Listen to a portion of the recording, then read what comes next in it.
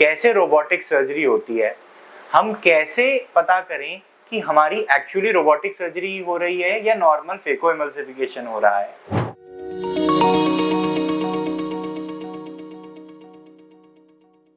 The information shared in this video is curated from available open sources and contains my personal interpretations. This should not be confused with scientific advice or a doctor's clinical advice. Hello everyone, मैं हूं doctor प्रख्यात रूप। मैं Acura vision clinics रूप नेत्रालय में cataract, cornea और refractive surgery का specialist हूं और आज मैं आप लोगों से डिस्कस करने वाला हूं मोतियाबिंद के ऑपरेशन की दुनिया की सबसे लेटेस्ट टेक्निक के बारे में। देखिए, जो मोतियाबिंद का ऑपरेशन होता है उसको बिना टांके के या छोटे चीरे से करने के दो तरीके हैं। एक है फेको इमल्सिफिकेशन सर्जरी और दूसरा है femtosecond laser assisted cataract surgery या रोबोटिक सर्जरी भी इसे कहा जाता है, या इसे लेजर से ऑपरेशन भी कुछ लोग कहते हैं और इसे artificial intelligence based robotic cataract surgery भी कहा जाता है।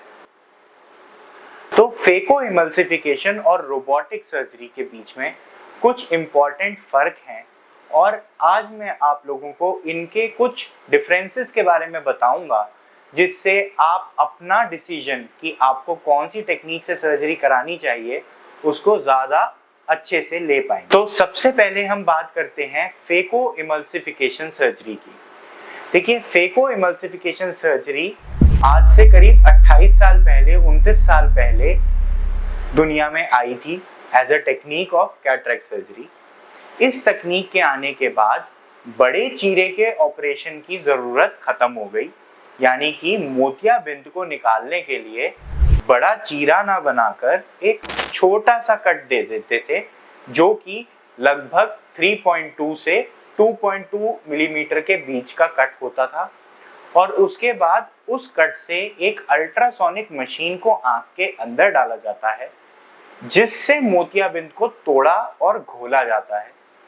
इस मशीन को हम अपने हाथ से कंट्रोल करते हैं, यूज करते हैं और सारे सर्जरी के स्टेप्स को हम अपने हाथ से परफॉर्म करते हैं। लगभग 13 साल पहले दुनिया में एक अलग ही लेवल की टेक्निक का इजाद हुआ सफेद मोतिये के ऑपरेशन के लिए, जिसको कहते हैं रोबोटिक कैटरैक्ट सर्जरी।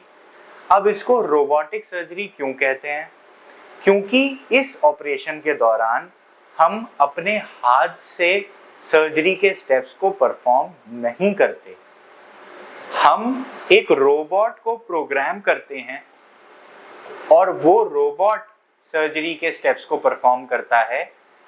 वो कैसे इन स्टेप्स को परफॉर्म करता है? लेजर की किरणों के द्वारा।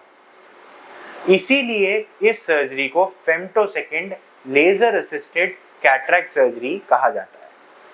मेरे साथ जो ये मशीन है, ये दुनिया का सबसे एडवांस्ड कैटरैक्ट सर्जरी का रोबोट है, जिसको जीमर Z8 कहते हैं और इसके अंदर हम कैटरैक्ट सर्जरी को रोबोटिक तरीके से परफॉर्म करते हैं। आज मैं आपको डेमोन्स्ट्रेट करने वाला हूं कि हम इस सर्जरी को कैसे प्रोग्राम करते हैं, कैसे रोबोटिक सर्जरी होती है, हम कैसे पता करें कि हमारी एक्चुअली रोबोटिक सर्जरी हो रही है या नॉर्मल फेको एमल्सिफिकेशन हो रहा है। एज अ पेशेंट हम किन चीज़ों को देख के ये बात समझ सकते हैं, एंड फाइनली क्या फ़ायदे हैं रोबोटिक सर्जरी के, क्या फ़ायदे हैं फेको सर्जरी के, और इस तरह से हम डिसाइड कर सकते हैं हमारे लिए कौन सी सर्जरी ज़्यादा फायदे की। तो अब मैं आप लोगों को दिखाता हूँ सबसे पहले कि हम रोबोटिक सर्जरी का प्रोसीजर कैसे करते हैं। इसके लिए हमारे को ये डिस्पोजेबल पेशेंट इंटरफेस यूज़ करना होता है।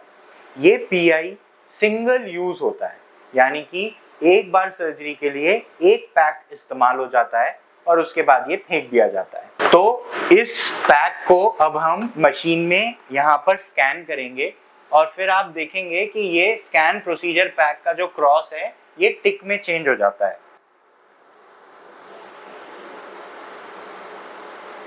तो अब आप देख सकते हैं कि यहाँ पे ये चेक पास हो गया है, यानी कि ये प्रोसीजर पैक अभी सील्ड है, फ्रेश है और इसे हम यूज करेंगे। अब अगर हम सर्जरी के स्टेप्स पे जाएं तो आप देख सकते हैं मशीन के अंदर कि हम ऑपरेशन के सारे स्टेप्स को यहाँ पर प्रोग्राम कर सकते हैं पेशेंट की आई के मेजरमेंट्स और पैरामीटर्स के हिसाब से। तो यहाँ पर हम एक कैप्सुलोटमी यानी कि एक गोल आकार कट लगाते हैं लेंस के अंदर। इस कट का सही साइज का होना, एग्जैक्ट गोलाई का होना और एग्जैक्ट पोजीशन पे सेंटर्ड होना, ये सबसे ज्यादा इंपॉर्टेंट स्टेप है सर्जरी के लॉन्ग टर्म नतीजों के लिए। जो लेंस की पोजीशन है वो इस ही कट से डिटरमाइन होती है, इसको कैप्सुलोटमी कहा जाता है। तो हमने अपनी मशीन में इसको सही साइज का प्रोग्राम कर दिया है और हमने इसका सेंटर भी काली पुतली के बिल्कुल बीचों बीच में फिक्स कर दिया है। इसके बाद हम नेक्स्ट स्टेप पे जाते हैं जिसमें हम लेंस के पीसेस बनाने वाले हैं। मोतियाबिंद को लेजर की किरणों से काटा जाएगा और काट के उसके बहुत छोटे छोटे पीसेस कर दिए जाएंगे। ये सारा काम मात्र 10 सेकंड में ये मशीन हमें करके देगी। हमें डिपेंडिंग की लेजर कितनी पावर का चाहिए हम इसमें फीड करेंगे इस सेटिंग को। तो हमने इस सेटिंग में भी डिसाइड कर लिया है, ये थोड़ा हार्ड कैटरैक्ट है तो हमने लेजर पावर 100% रखी है। हम कितने साइज के कट्स चाहते हैं, कितने रिंग्स बनाना चाहते हैं, क्या पैटर्न में हम कट देना चाहते हैं, ये सब हम यहाँ डिसाइड कर सकते हैं। ये प्रोग्राम करने के बाद हम नेक्स्ट स्टेप पे जाते हैं। अब हमारे पेशेंट का करीब 1 डायोप्टर का सिलिंड्रिकल पावर है। सिलेंडर की पावर को लगभग 1.5 से 1.25 डायोप्टर तक हम इस मशीन में लेजर इंसिजन्स के थ्रू ही करेक्ट कर सकते हैं। हमें एडिशनली टोरिक लेंस डालने की आवश्यकता नहीं पड़ती है अगर हम रोबोटिक सर्जरी कर रहे हैं तो हमारे पेशेंट का ये करीब 20 डिग्रीज पे है तो हम इसको प्रोग्राम कर देते हैं कि हमारे ये लेजर कट्स होके पेशेंट का जो सिलिंड्रिकल पावर है वो भी करेक्ट हो जाएगा।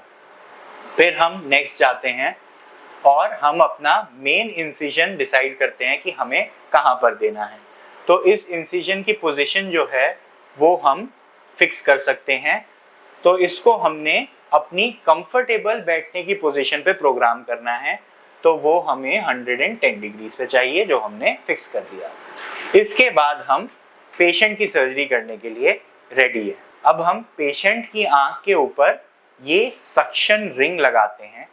ये बेसिकली लेजर आर्म है जिसको लगने के बाद सक्शन रिंग से हम रोबोटिक आर्म को फिक्स करते हैं और अब पेशेंट की आंख में लाइट बिल्कुल बंद हो जाती है क्योंकि मशीन जो है उसने पेशेंट की आंख को ग्रिप कर लिया है। इसके बाद लगभग 45 सेकंड्स का टाइम लगता है जिसमें लेजर की रेज से सर्जरी के सारे स्टेप्स, सर्जरी का incisions, cylindrical power correction, lens को घोलने का काम, ये सब खत्म हो जाता है एंड सर्जरी इज डन।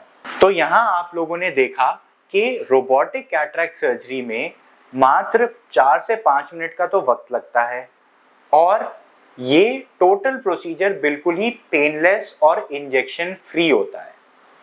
साथ ही ये प्रोसीजर क्योंकि लेजर रेज से किया गया है इसलिए इसमें ह्यूमन हैंड का एरर बहुत ही ज्यादा कम होता है। इस वीडियो का नेक्स्ट पार्ट देखने के लिए ऊपर दिए गए आई बटन पर क्लिक करें या डिस्क्रिप्शन में दिए गए लिंक पर क्लिक करें।